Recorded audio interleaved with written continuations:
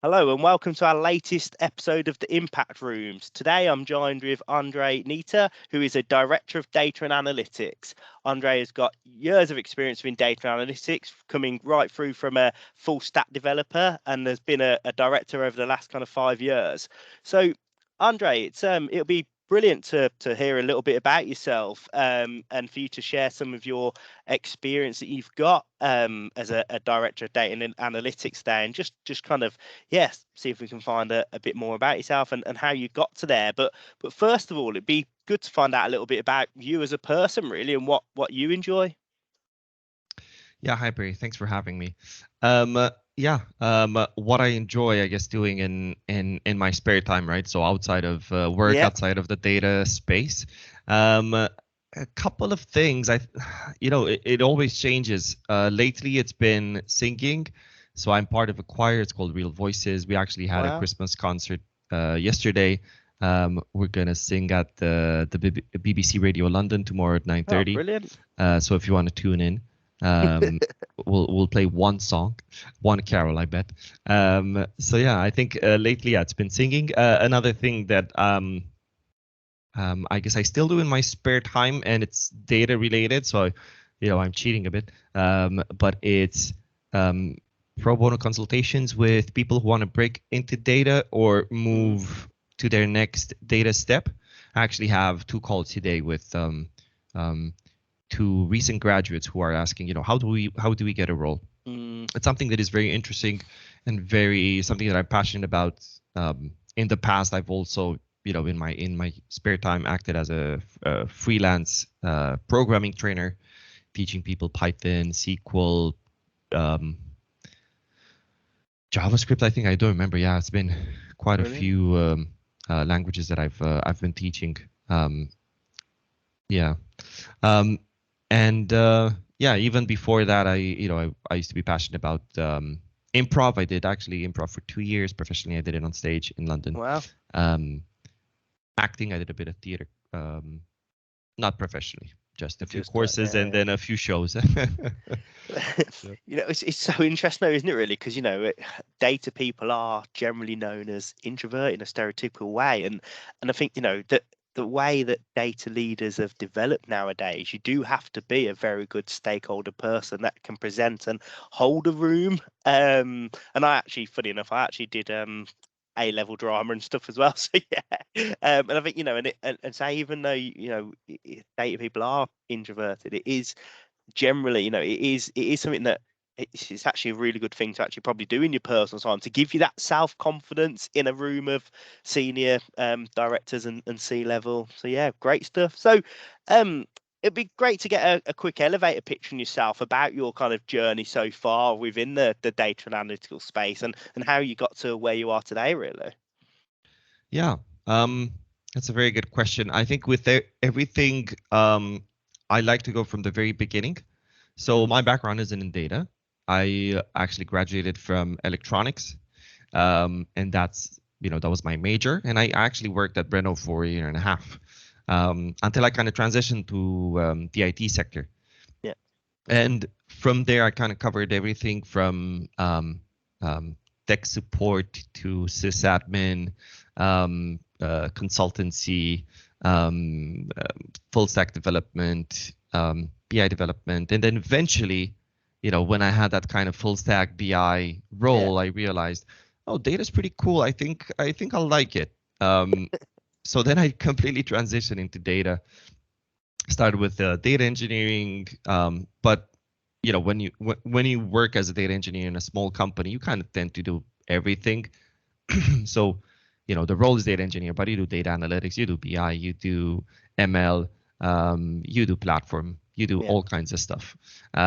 So it's always been broad because I've typically worked for startups or scale ups, yeah, um, and after becoming a data engineer, then I moved more into a kind of tech lead and then lead and then eventually into the director position. So running the whole department up to 15 people.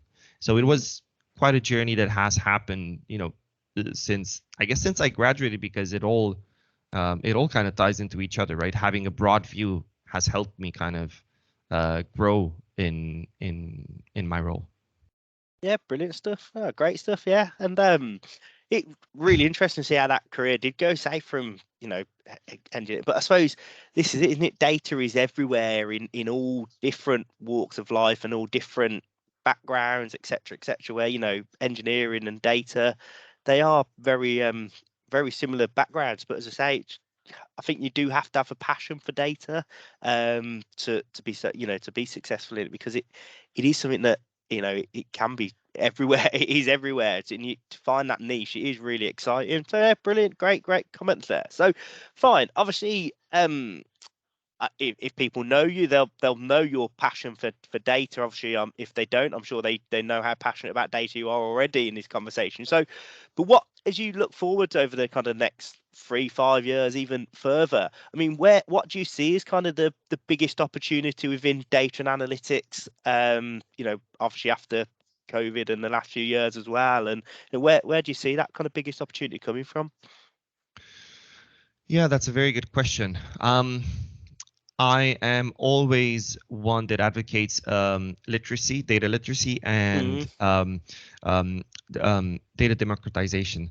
So helping people get access to all of the data that they need and understanding that data.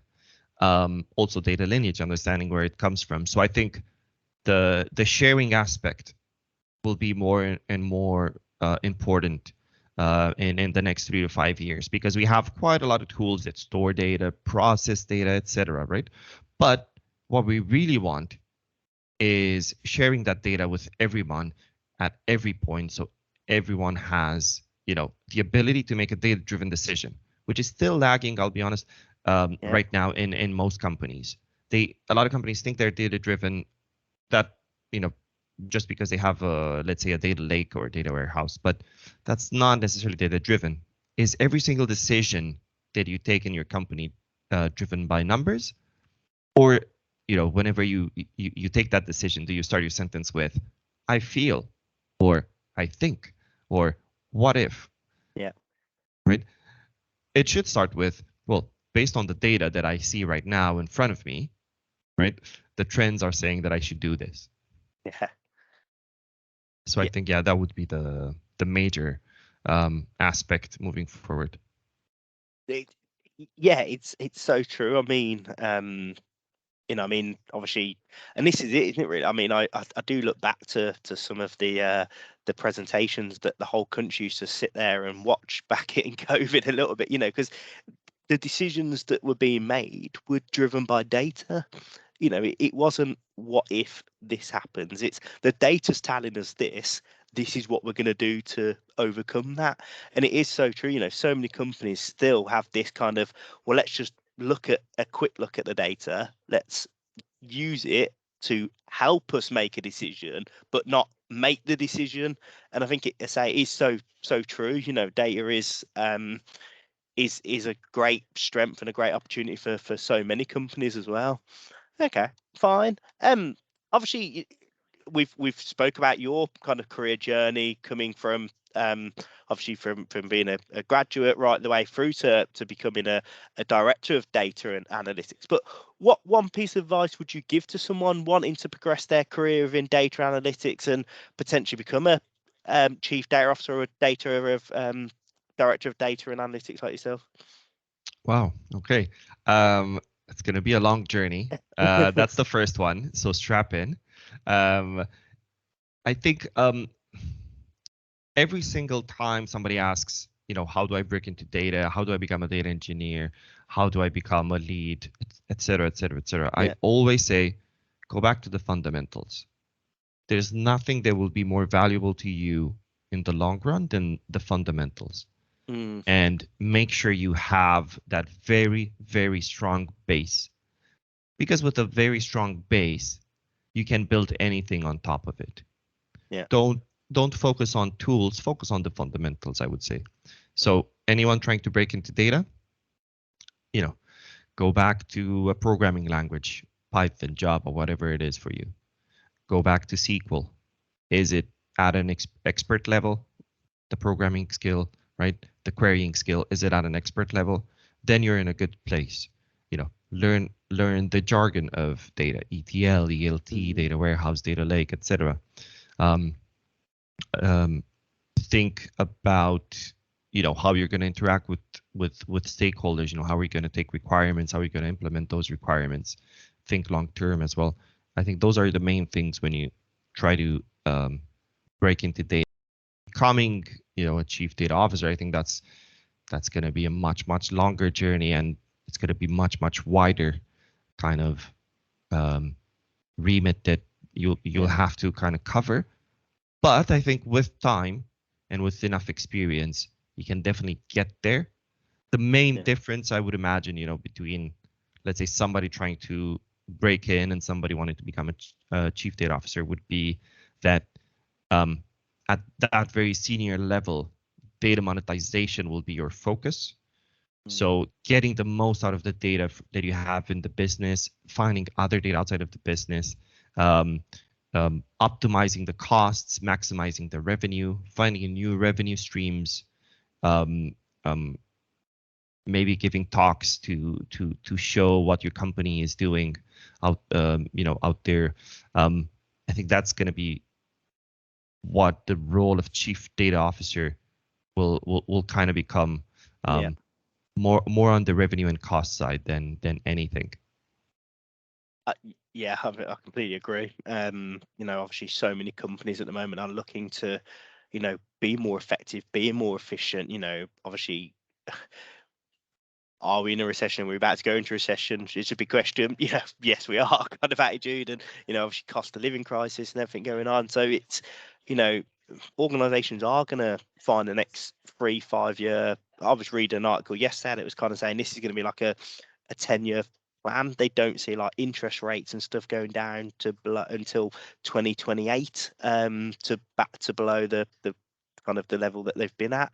So it is going to be a long journey, and I think to say, companies are going to have to be more effective and efficient, and data is, let's be honest, it's a big expense to any organization. It's not cheap, but if the cost and the chief data officer is cost and revenue generating focused, then yeah, why not have, just going back to that kind of comment around, data should be the central of the organization and make the decisions on behalf of the organization.